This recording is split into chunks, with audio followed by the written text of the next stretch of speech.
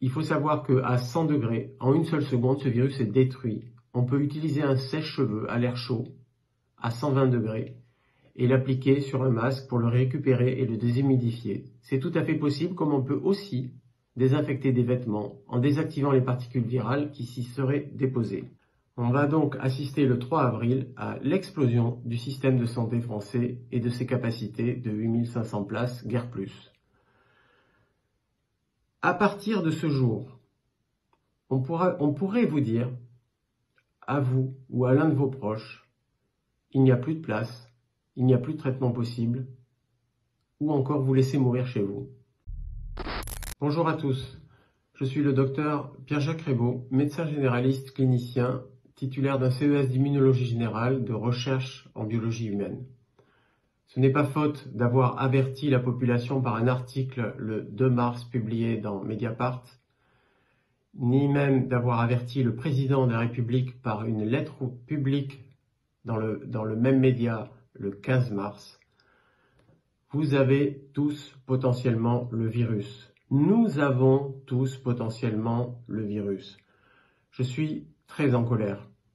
Il faut porter le masque ou quelque barrière que ce soit sur ce nez et sur cette bouche.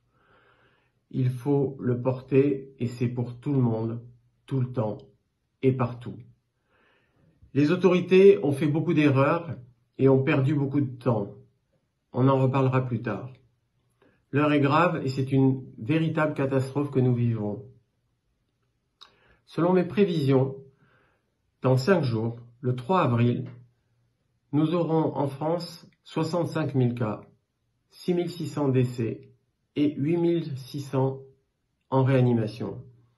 On va donc assister le 3 avril à l'explosion du système de santé français et de ses capacités de 8500 places, guère plus. À partir de ce jour, on pourrait vous dire, à vous ou à l'un de vos proches, il n'y a plus de place, il n'y a plus de traitement possible, ou encore vous laisser mourir chez vous. C'est donc le masque et le lavage des mains qui sont les mesures les plus importantes. Il n'y a plus un seul instant à perdre. Il y a eu trop d'informations contradictoires. Ce n'est pas de votre faute. Mieux vaut une barrière partielle que rien du tout. Une écharpe qui filtre à 30%, c'est mieux que rien du tout. Tout le reste n'est que foutaise. Il faut diminuer la charge virale, c'est-à-dire la quantité de virus qui arrive dans vos poumons. Mieux vaut inhaler le moins de virus possible. On sait bien qu'il y a pénurie de masques.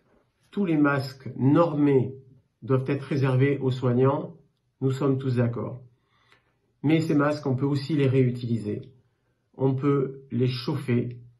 Il faut savoir qu'à 100 degrés, en une seule seconde, ce virus est détruit. On peut utiliser un sèche-cheveux à l'air chaud, à 120 degrés, et l'appliquer sur un masque pour le récupérer et le déshumidifier. C'est tout à fait possible, comme on peut aussi désinfecter des vêtements en désactivant les particules virales qui s'y seraient déposées.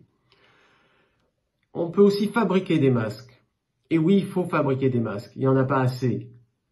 Donc, le CHU de Grenoble par exemple, comme le CHU, Centre Hospitalier Universitaire de Lille, ont proposé des tutoriels mis en place sur les réseaux sociaux. J'ai mis un lien sur la page Mediapart, juste petit correctif pour améliorer le masque en question. A été oublié, d'une part, vous avez là un masque FFP3, l'idéal de ce qu'il faudrait avoir, avec une petite barrette d'aluminium et une mousse à l'intérieur qui permet de diminuer les fuites. Attention, s'il vous plaît, à la manière de mettre le masque. Voilà ici un masque FFP2. La tige rigide doit se trouver toujours vers le haut, placée sur le nez. Vous devez d'abord vous laver les mains. Ensuite, vous positionnez le masque. Vous devez vérifier l'étanchéité. Le masque doit recouvrir le menton et le nez. Vous devez pincer la barre d'aluminium. Et il ne faut jamais, jamais baisser ce masque. Vous ne devez jamais être comme ça ou comme ça. Vous devez toujours avoir le masque placé sur tout le visage. Vous devez vous relaver les mains pour enlever le masque. Maintenant, j'insiste lourdement. Tous les intervenants sur les plateaux de télévision, qu'ils soient invités ou qu'ils soient journalistes, devraient donner l'exemple en portant un masque. J'insiste. Vous les jeunes, vous ne voulez pas voir vos parents disparaître maintenant? Non. Eh bien moi non plus.